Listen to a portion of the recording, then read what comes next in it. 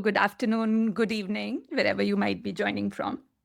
I think lots of people joining from different corners of the world. Definitely going to be an exciting one. Let's jump right in. All right. Thank you so much, everyone. I'm Parul Gupta, working as a managing director at the Stanford Dole School of Sustainability, and Suhas leads product on our team. Even though I'm sure that I don't need to give an introduction to this group, let me just take a moment to anchor us in the why. Why does this matter and why now? We stand at a critical moment for our planet. The 1.5-degree goal that the Paris Accord has set no longer seems achievable. And the rate at which we are facing new and extreme social challenges really demands bold and innovative solutions. It's an imperative that we go beyond knowledge to action. So that is really what the Global Sustainability Challenge is anchored towards, action. And also working at universities with students, generations, year after year, we know that youth are a powerful force. Their talent, their creativity, no matter what the problem is, they can take it on. They have the energy, the perseverance, and particularly on climate change and sustainability, we've seen tremendous energy. And this is true not just for Stanford, but for all of our partners around the world. About 1.8 billion youth and about a quarter billion of them in universities. That is the force that we are looking to mobilize through the challenge.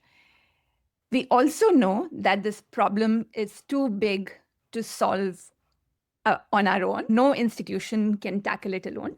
So that is why we're also approaching this in a partnership model where it's not just Stanford that's running the challenge, but we are joining hands with some of the best educational institutions, nonprofits to find solutions.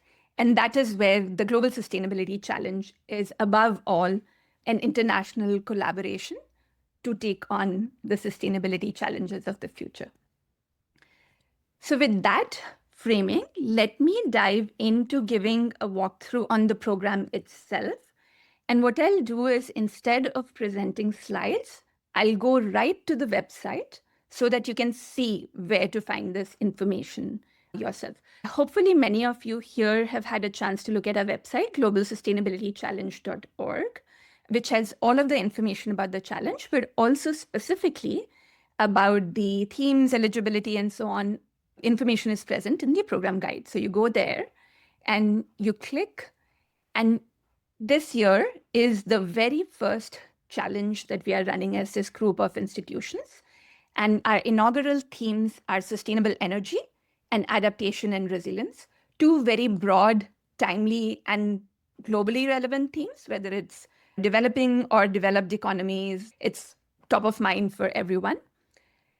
In terms of eligibility, we want to be really inclusive, and this challenge is open to any student enrolled in any degree program at an institution, whether it's undergraduate, graduate, PhD, or other. Also, it's open to all disciplines because sustainability inherently demands systems thinking and interdisciplinary solutions. So it doesn't matter if you're not a STEM student, if you bring backgrounds from the arts, policy, business, all of those skills are welcome. In fact, they can add tremendous value to the challenge and the solutions.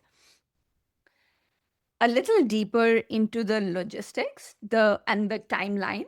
So the challenge runs throughout the academic year, just started in September. And the first phase is what we call Ignite. It's all about students coming together, forming teams, doing a little bit of research on the themes and the various problem statements within those and picking something that they're excited about working on.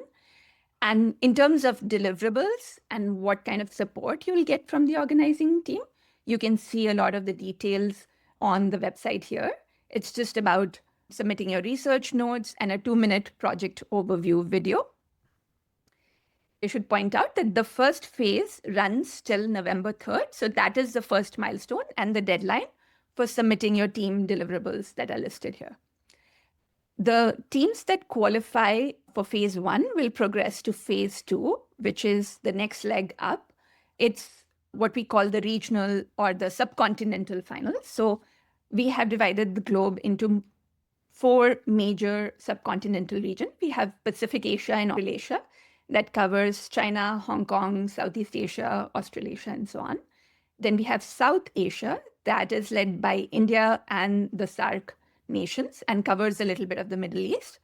Then we have Europe and Africa, and then we have the Americas.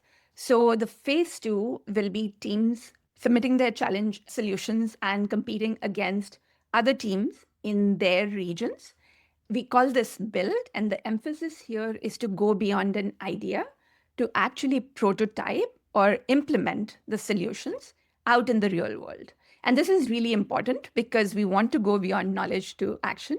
And you learn so much by implementing solutions in the real world and what works and what doesn't. So the emphasis is really on building. In terms of deliverables, you'll have to submit an implementation plan and also give a live presentation plus demo to a jury in person in the 4 regions that I mentioned. So this phase will run through late November to mid-February, and the different subcontinental finals will happen in 4 major cities in the 4 regions that I named, in Hangzhou in China, at IIT Bombay in India, at Munich in Germany, and then on Stanford campus in the US. So teams that do well in this regional finals will progress to the grand finale. This is the global final, which will be hosted in late April in Munich, Germany, where the best teams from all of the regions all over the world will come to showcase their solutions to a grand jury of the best experts in the space. And this is an incredible platform for students to really spotlight their work, their talent, and get feedback and mentorship from some of the world's best experts, and also get that global platform for their work. We also have awards and recognition for every stages, which become a little more credible as the stages progress. Of course, for phase 1, where most of the teams come, there will be access to group mentorship and badges of participation, especially for teams that qualify beyond. For regional finalists, we'll have a combination of and the invitation to attend the global finale. And then for the global finale itself, we have several special prizes across categories that will allow them to develop their ideas further. Let me stop there. I'm seeing a lot of questions coming into the chat, but I'm not able to read them. Maybe I'll just pull up this summary slide and start running through questions. Yeah, Parul, if I were to summarize, thanks so much for that information. It was really, really helpful. Just to summarize, I think one thread that I see on chat is largely around eligibility. Specific questions, of course, but if you could cover it on a high level, and then we could go into 2 cases that we have on the chat. Okay, awesome. So let me go back to the eligibility. I mentioned that it is open to all disciplines, all degree programs that are available at institutions. This could be a 2-year program, a 4-year program, 1-year program. There are all different kinds of institutions around the world. We also have in the FAQs, which is the other section here, a lot of frequently asked questions around eligibility. For example, this challenge is currently not open to middle or high school students, even though we've seen interest from those segments. We want to expand to that student base eventually, but there are unique challenges with supporting minors and their travels, so we are not able to do it in the current year. We've also seen interest from recent college graduates, and as much as we'd like to accommodate them, it makes it hard to level the playing field. And this is a very broad range, and it creates issues for students who have to work on this alongside their curricular obligations versus others who might be able to work on it full time. So we decided to not allow recent college graduates. However, if you will graduate sometime during the course of the challenge, which is a pretty long window between September and April of 2026, then you are eligible to apply.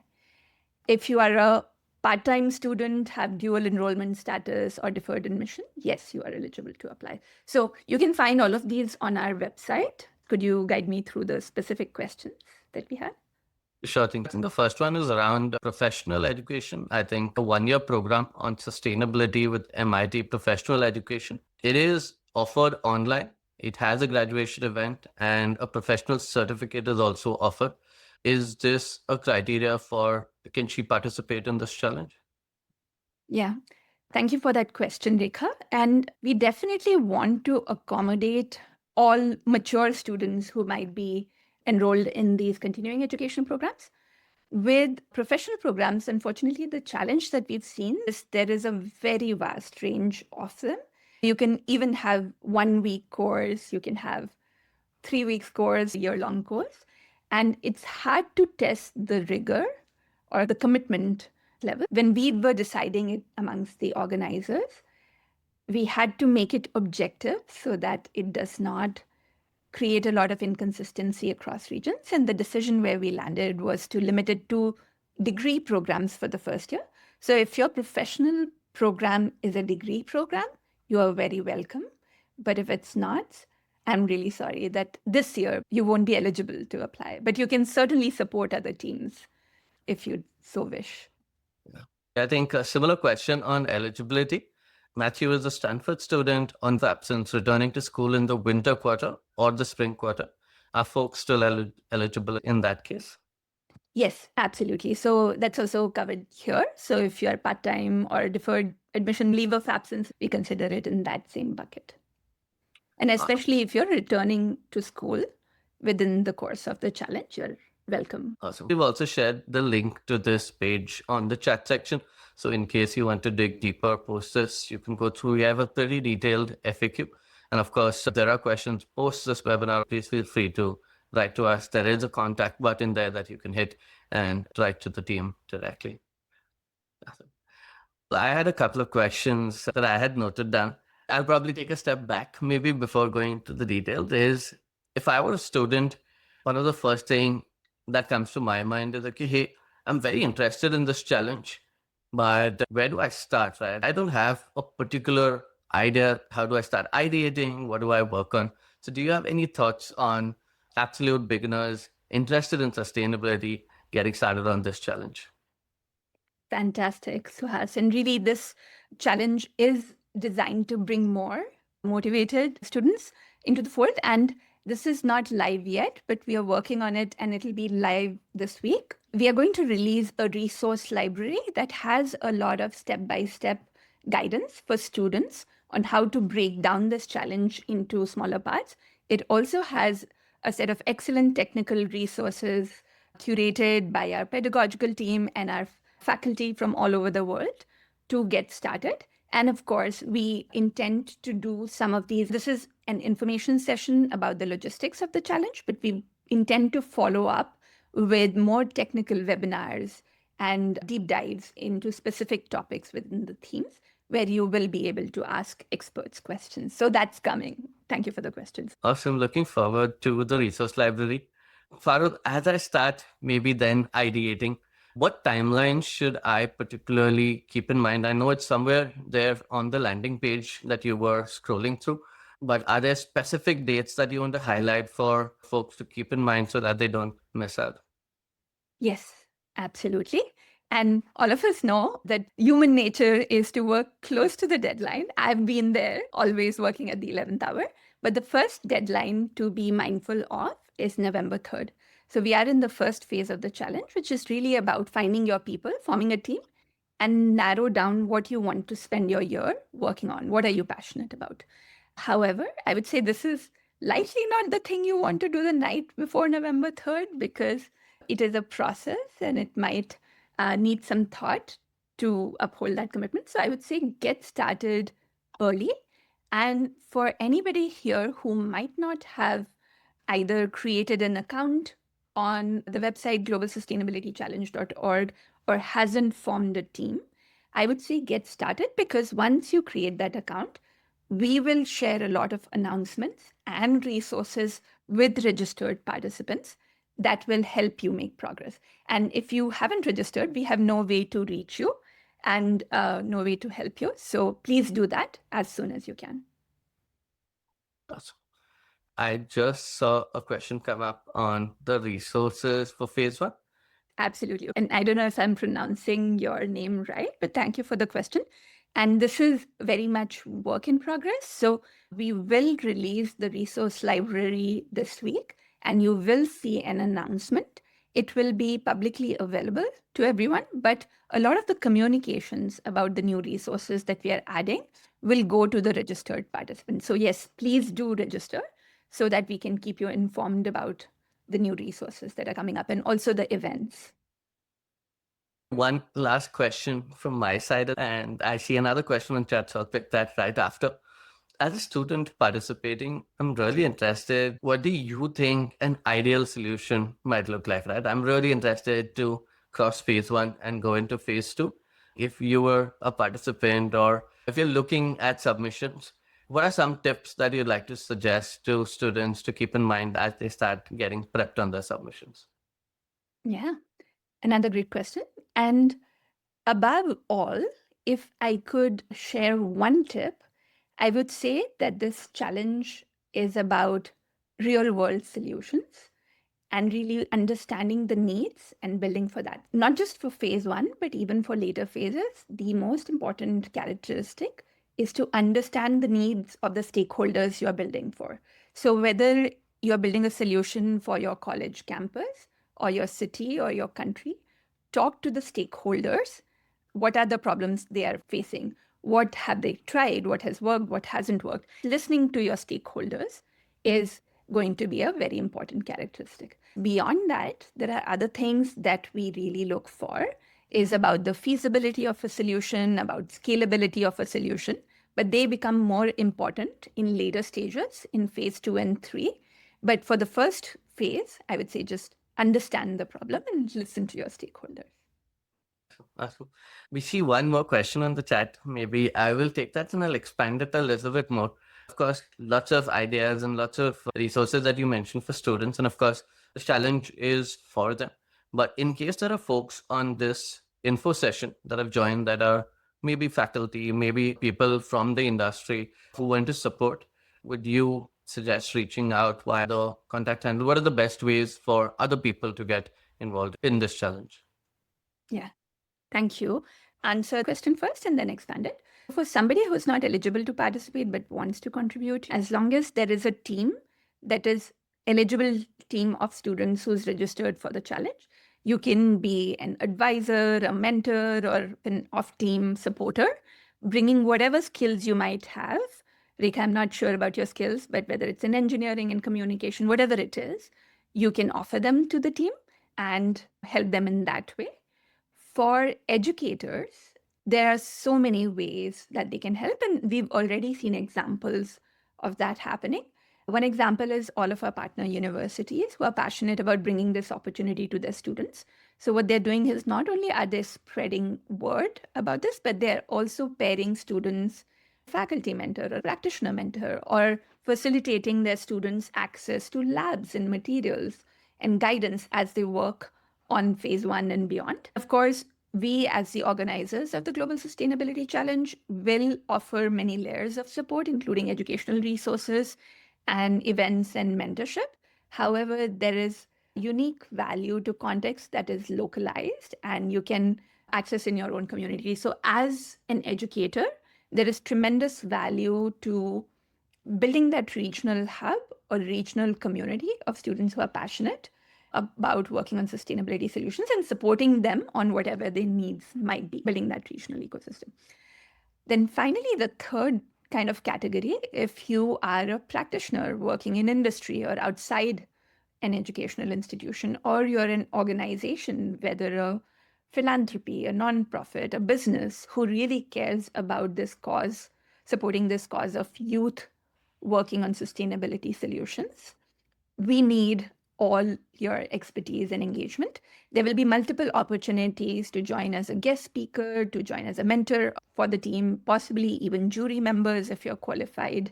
So do write in to us at contact@globalsustainabilitychallenge.org. And maybe I should just put our information for everybody's reference here. And we would work with you to find the right opportunity for you to contribute.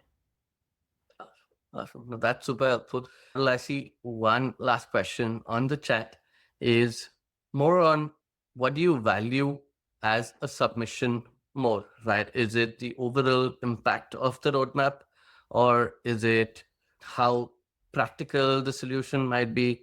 Is it more on feasibility? Would you want to throw some light on what folks should be focusing on from this challenge perspective? Yes, absolutely. And we do have more detailed evaluation criteria that I have here. There are 5 dimensions: problem definition and relevance to the 2 themes, energy or resilience, innovation and multidisciplinarity, which means how well rounded your thinking is to cover all the aspects, feasibility and execution, impact and scalability, and then communication and storytelling, which is how well you help us understand the value proposition and the problem. The how much we value each of these 5 criteria varies across stages.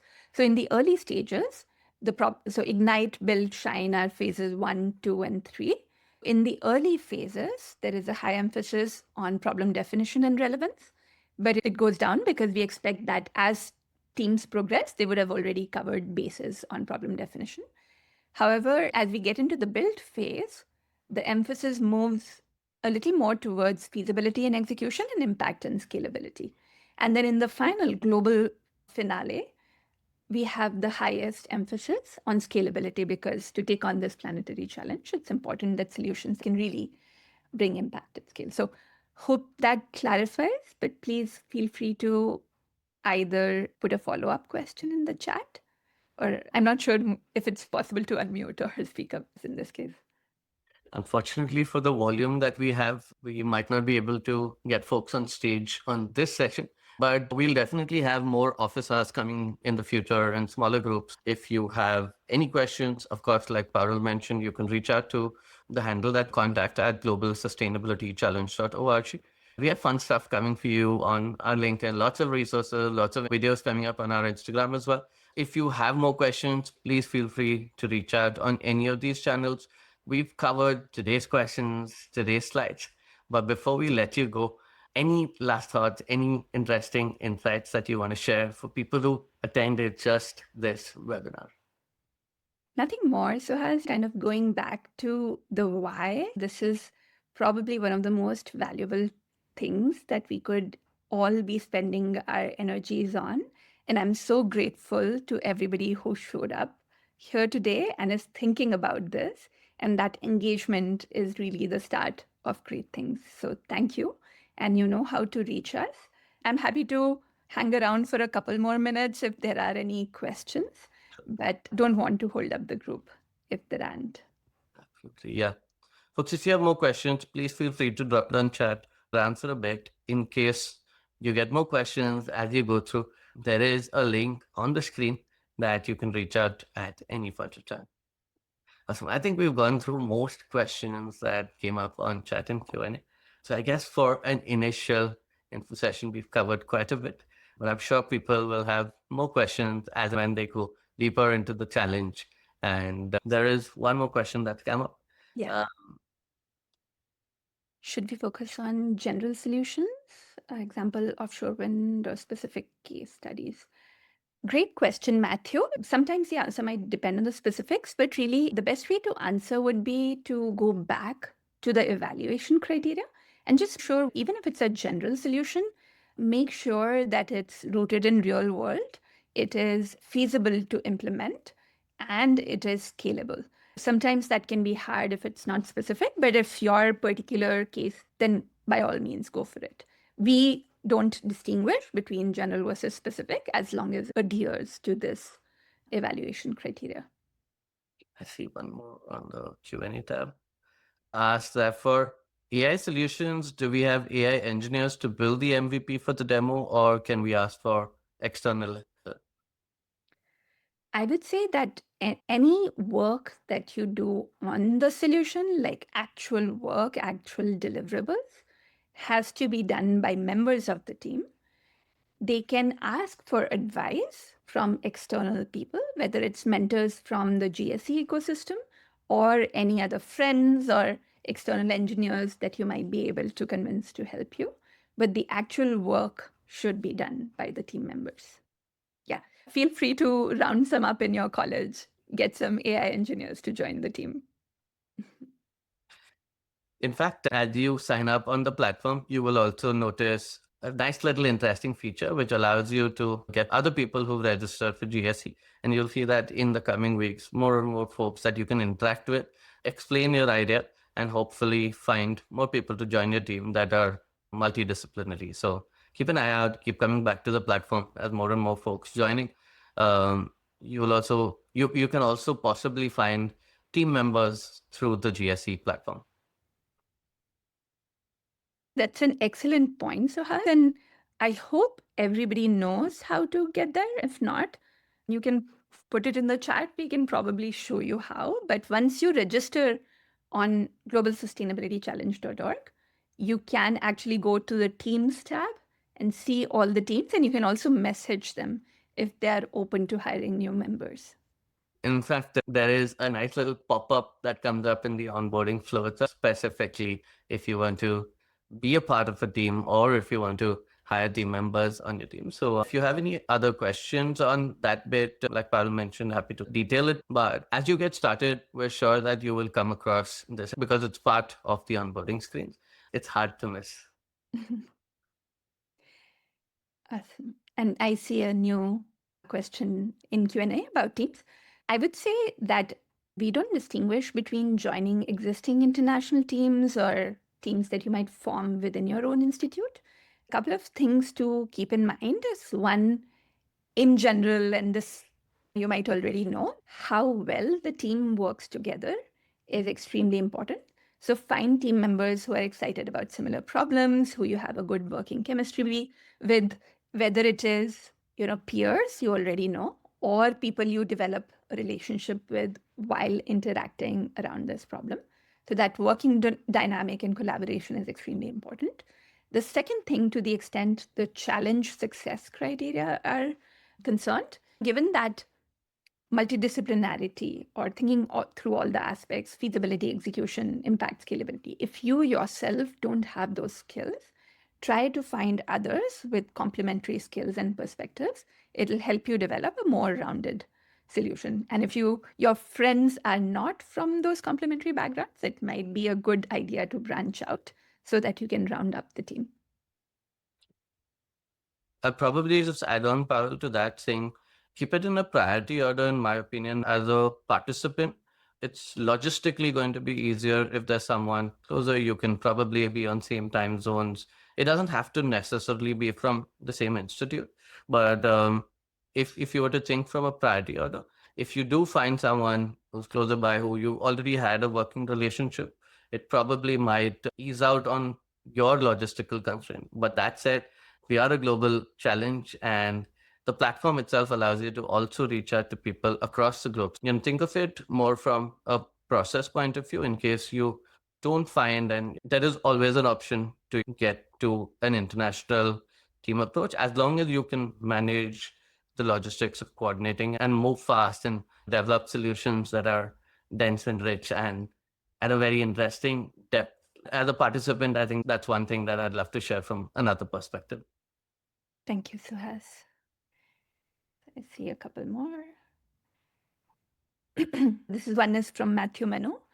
What if you register your ideas and someone takes on that idea to work on or is even working on the same thing? Can different teams work on the same project topic? Yes, absolutely.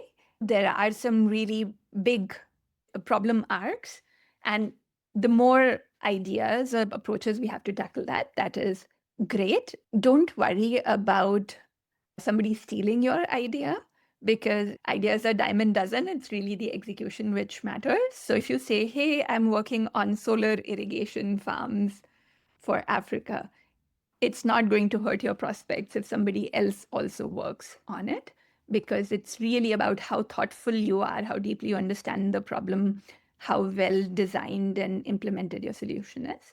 So that's welcome. If I don't answer any question fully. Please don't hesitate to drop a follow up.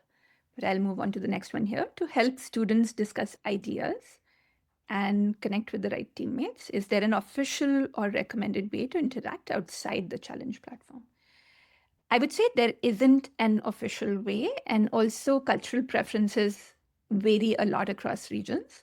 For example, I know WhatsApp is really big in India, but not so big in China. And there are different platforms like WeChat, etc. And in the US, the preferences are different. So please pick whatever works most effectively for your group. The challenge platform itself offers some options if it helps, but if you have a preference of doing it another way, feel free.